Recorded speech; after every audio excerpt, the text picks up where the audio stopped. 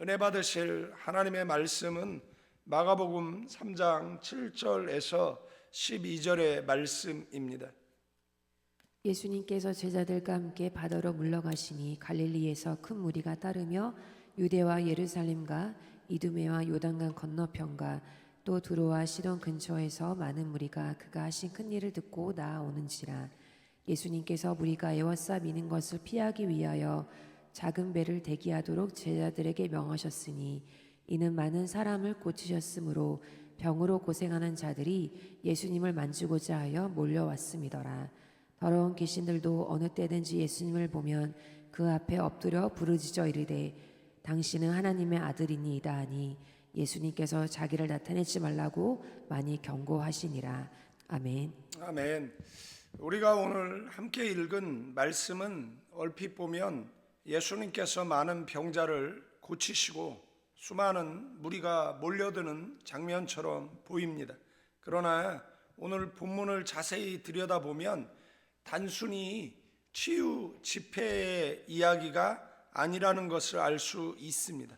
오늘 본문 속에 놀라운 긴장감이 흐르고 있는데 한쪽에서는 수많은 사람들이 예수님을 향해 몰려오고 있고 다른 한쪽에 종교 지도자들이 예수님을 죽이려는 음모를 꾸미고 있다라는 사실, 그리고 그 한가운데 예수님은 묵묵히 하나님 나라를 선포하고 계시다라는 것. 더욱 놀라운 것은 사람들은 예수님을 제대로 알지 못하는데 귀신들은 예수님을 보자마자 엎드려서 당신은 하나님의 아들이니이다 라고 외치고 있다라는 사실입니다. 이 장면은 우리에게 아주 불편한 질문 하나를 던지게 되어지는데 그 질문은 귀신도 아는데 나는 정말 예수님을 알고 있는가라는 질문입니다. 귀신도 예수님 앞에 엎드리는데 나는 정말 그분 앞에 무릎 꿇고 있는가? 귀신도 예수님의 정체를 아는데 나는 정말 예수님이 누구신지 알고 따라가고 있는가? 오늘 이 질문 앞에서 우리 자신을 돌아보는 시간이 돼야 될 줄로 믿습니다. 본문의 배경을 보면 예수님은 지금 갈릴리 사역 가운데 있다라는 것, 그러나 동시에 가장 위험한 그런 시간 속에 계시다라는 것, 바로 직전 말씀에서 바리새인들과 헤롯 당이 예수님을 죽이기로 이미 결의했다라는 것, 이것은 종교와 그리고 정치가 손을 잡았다라는 겁니다. 종교와 정치가 평소에는 원수처럼 지내던 사이였는데 예수님을 제거하기 위해서 하나가 되었다라는 겁니다. 여러분들, 예수님의 제자들도 어떻게 보면 하나가 될 수 없는 사람들이잖아요. 그런데 예수님 안에서 하나가 되었어요. 그들은 선을 위해서, 구원을 위해서, 영생을 위해서 하나가 되었지만 이 성경 속에 나오는 정치 세력들 그리고 종교 세력들은 예수님을 죽이기 위해서 하나가 되어지는 것을 보게 되어진다라는 사실입니다.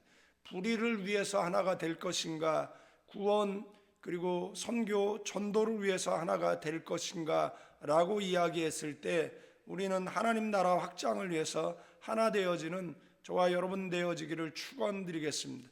7절에 보면 예수님께서 제자들과 함께 바다로 물러가시니라고 되어져 있는데 이 물러가시니라는 것이 피하셨다라는 뜻이 아니라 그 하나님의 때를 기다리면서 하나님의 시간표에 따라 움직인다라는 뜻을 가지고 있습니다. 십자가의 시간은 아직 아니었기 때문에 예수님께서 그들 죽이려고 하는 그러한 자들에게 물러가셨다, 이런 의미라는 것을 말씀을 드리는 거예요. 그런데 놀라운 일이 벌어지죠. 피하려고 가셨는데 더 많은 사람들이 몰려왔어요. 갈릴리만이 아니에요. 이 지명을 보면 동서남북 사방에서 몰려왔다라는 것이죠. 전국 팔도에서 몰려왔다라고 볼 수가 있는 것이에요.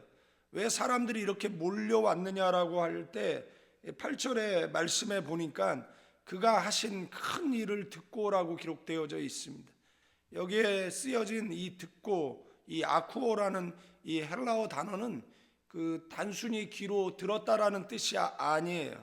계속해서 듣고 반복해서 듣고 소문이 퍼지고 그 소문이 사람들의 마음을 흔들었다라는 뜻인데, 계속해서 예수님의 소문이 들려온 것을 보게 되어집니다. 복음은 그렇게 퍼지죠. 벽을 넘고 지역을 넘고 민족을 넘어서 복음은 마치 살아있는 생명체처럼 그렇게 역동적으로 움직인다라는 사실입니다. 여기서 우리가 조심히 봐야 할 것이 있는데, 사람들이 예수님께 몰려온 이유가 뭐냐라는 겁니다. 말씀이 아니었다라는 거예요. 진리가 아니었어요. 대부분의 기적 때문입니다. 병 고침 때문에 몰려온 것이에요. 문제 해결 받기 위해서 몰려온 거예요. 살기 힘드니까, 병들었으니까, 아프니까, 고통스러우니까 예수님께 몰려 나온 것이에요. 물론 그 자체가 나쁜 것은 아닌데 예수님은 그런 사람들도 품으셨어요. 그러나 문제는 거기서 멈추는 것이다라는 겁니다. 예수님을 주님으로 믿는 것이 아니라 문제 해결사 정도로 아는 것이다라는 거예요. 오늘날도 비슷하죠. 사업이 안 되거나 자녀에게 문제가 생기면 기도의 자리로 나옵니다. 몸이 아프면 금식을 하기도 하고, 위기가 찾아와야만 그 문제 해결함을 받기 위해서 교회를 나오는 그런 경우가 있습니다. 그리고 문제가 해결되거나 병이 나오면 다시 신앙생활이 느슨해지는 그러한 사람들을 우리는 주변에서 많이 목격하게 되어진다라는 거예요. 우리가 신앙생활하는 것이 기복신앙이 되어버리고 말아서는 안 된다라는 겁니다. 예수님 자체가 목적이 아니라 기적이 목적이 돼서는 안 된다라는 것, 우리는 기억해야 될 줄로 믿습니다. 마치 이것이 신앙처럼 보이지만 사실은 거래라는 것이고, 이것이 예배처럼 보이지만 사실은 이용에 지나지 않는다라는 것입니다. 그래서 사람들이 어느 순간에 별것 아닌 걸로 신앙이 무너지는 것들을 보면 그 헛된 그러한 무주공산이죠. 헛된 탑을 쌓은 그러한 사람들을 많이 보게 되어진다라는 겁니다. 직분이 높아도 그 신앙이 무너진 사람들을 우리는 주변에서도 많이 보게 되어진다라는 사실입니다.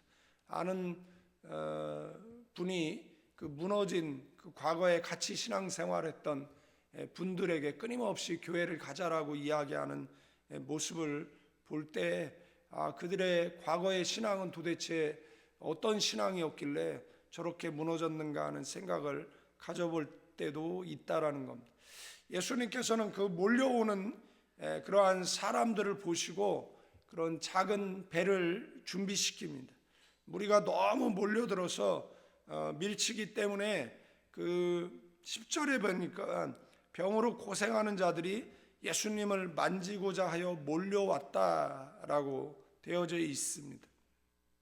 여기에 사용되어진 이 병이라는 이 단어가 마스틱스라는 이 채찍이라는 뜻을 가지고 말했어요. 몸이 불편한 정도가 아니라 채찍을 맞는 것 같은 이 고통이라는 뜻을 가지고 있는 것이에요. 예수님께서 나온 사람들은 정말 절박한 상황 가운데 예수님께 나왔다라는 겁니다. 잠을 이루지 못하고 오랜 통증에 시달리는, 누구에도 이해받지 못하는, 평생 치료받지 못한 그러한 상처를 안고 살아온 사람들이 예수님께 몰려왔다라는 의미를 가지고 있다라는 사실입니다. 어떻게 보면 우리들도 다 그런 사람들이었을 것이에요. 겉으로는 웃고 있지만 속으로는 채찍을 맞듯 아파하는 부분들이 있다라는 겁니다. 뭐 자녀 때문에 밤에 울어본 부모들, 뭐 경제 문제 때문에 한숨 짓는 그러한 사람들, 겉으로는 믿음 좋은 그러한 사람이지만 속으로 무너지는 사람들도 있습니다. 그런데 주님은 그런 사람들을 외면하지 않았다라는 겁니다. 그리고 주님을 만난 사람들은 고침을 받았다라는 것이 성경의 증언임을 우리는 알 수 있습니다. 우리도 기도를 통해 예배를 통해 주님 만나는, 그리고 우리의 모든 문제가 주님께 맡겨지는 그러한 은혜가 있어지기를 주님의 이름으로 축원드리겠습니다. 뭐 거기서 끝나지 않고 11절에 갑자기 이제 분위기가 바뀌는 것이에요. 더러운 귀신들도 어느 때든지 예수를 보면 그 앞에 엎드려 부르짖어 이르되 당신은 하나님의 아들이니이다라고. 여기에 그 더러운 귀신이라고 되어져 있습니다. 여기에 사용되어진 푸뉴마 아카다르톤이라는데, 이 푸뉴마는 뭐 영, 바람, 보이지 않는 실체, 움직이는 존재, 아카다르톤은 깨끗하지 않은, 오염된, 뭐 거룩함과 반대되는 뭐 이런 뜻을 가지고 있어요. 더러운 존재. 그래서 뭐 사람이 귀신 들리면 나타나는 현상 가운데 하나가 더러움이기도 하지 않습니까? 예수님을 보자마자 엎드렸어요.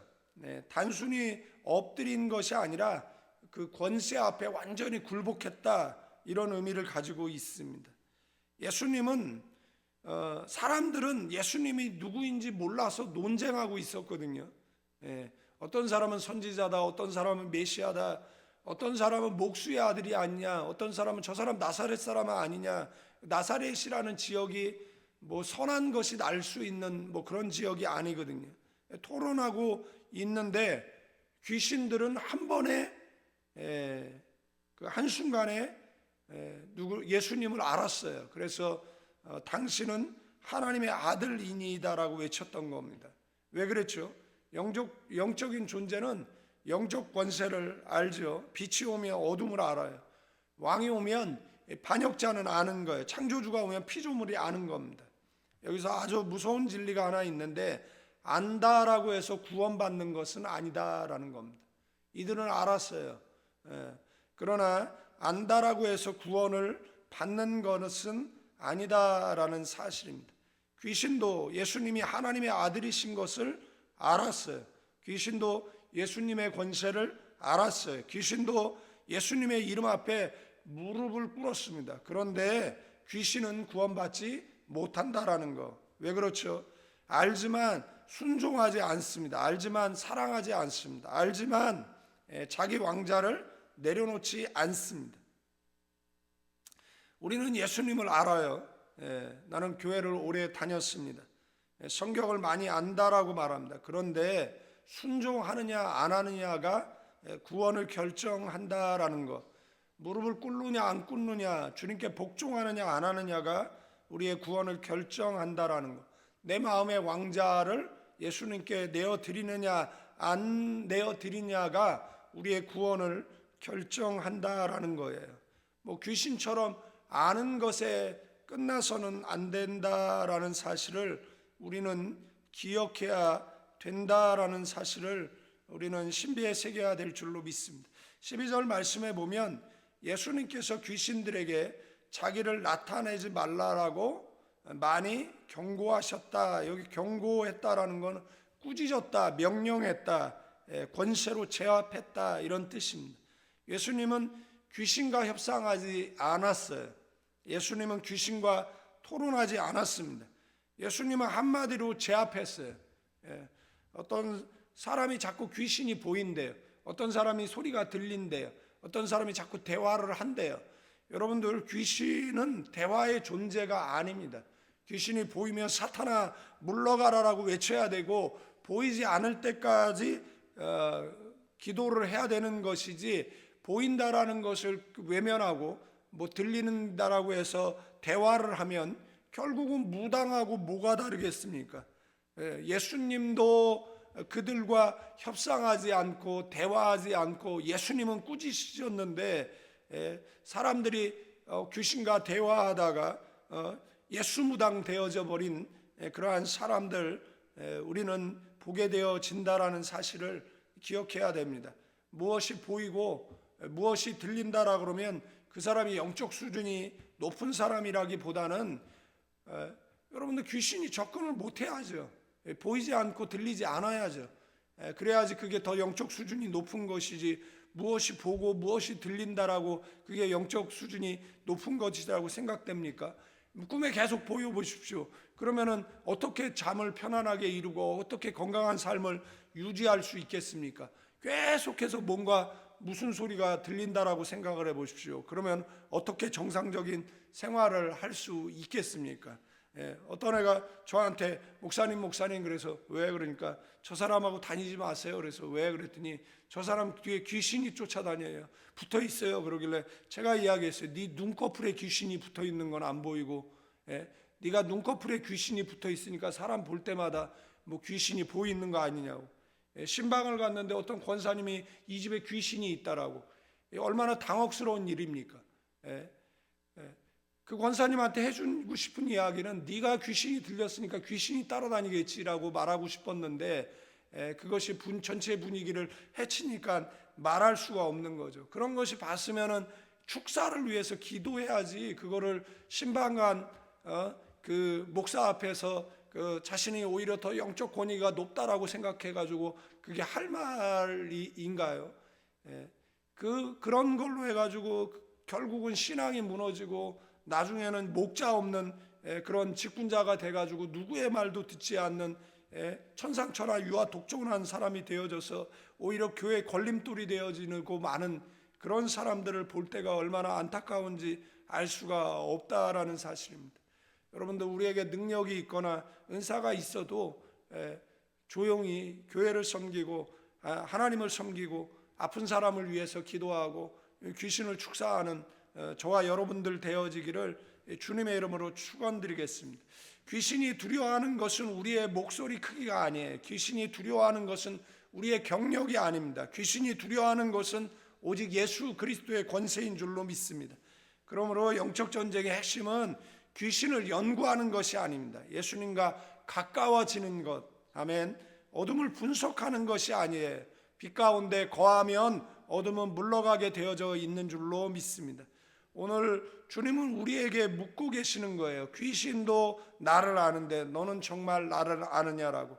귀신도 내 앞에 엎드리는데 너는 정말 내 앞에 무릎 꿇고 있느냐라는 거. 귀신도 내 권세를 인정하는데 너는 정말 내 주권 안에 살고 있느냐를 묻고 계시는 줄로 믿습니다. 이제 지식의 신앙을 끝내고 종교의 신앙을 끝내고 문제 해결만 바라보는 신앙이 아니라 귀신도 아는 예수를 이제 우리의 왕으로 모시는, 머리로 아는 예수가 아니라 무릎으로 고백하는 예수님 만나는 저와 여러분 되기를 축원드립니다. 입술로 부르는 주님이 아니라 삶으로 순종하는 주님을 붙드는 저와 여러분 되기를 주님의 이름으로 축원드리겠습니다. 우리의 교만이 무너지기를, 우리의 형식적인 그러한 신앙이 예수님은 무너지기를 원하신다라는 것, 우리의 종교가 무너지고 그리고 예수님 앞에 주님 기심처럼 아는 신앙이 아니라 제 인생 전체가 주님을 따르는 믿음을 주옵소서라고, 주님 제가 예수님을 아는 사람이 아니라 예수님께 복종하는 사람 되게 해달라고, 주님 이제는 예수님이 제 삶의 주인이 되어 주옵소서라고 기도하는 저와 여러분 되어지기를 축원드립니다. 그 고백 위에 하나님의 아들이시고 모든 어둠을 굴복시키는 예수님의 권세와 생명이 저와 여러분 모두에게 충만히 임하시기를 주님의 이름으로 축원드리겠습니다. 기도하겠습니다. 거룩하시고 은혜가 풍성하신 하나님, 믿음의 사람들을 영적 권세를 더하여 주시고 아버지 하나님, 주님 주시는 은혜로 오늘도 대적의 권세를 승리하고 믿음으로 승리하는, 우리가 가는 곳에 어둠이 물러가고 병자가 치유되어지고 귀신이 축사되어지는 은혜가 있게 하옵소서. 감사드리며 이제는 우리 주 예수 그리스도의 은혜와 우리 아버지 하나님의 극진하신 사랑, 성령님의 감동 교통 충만 축복하심이 이 새벽에 나와 기도하는 믿음의 사람들 위에, 가정과 자녀와 사업장 위에, 가나안 교회와 조국 대한민국 위에 이제로부터 영원까지 함께 계실지어다.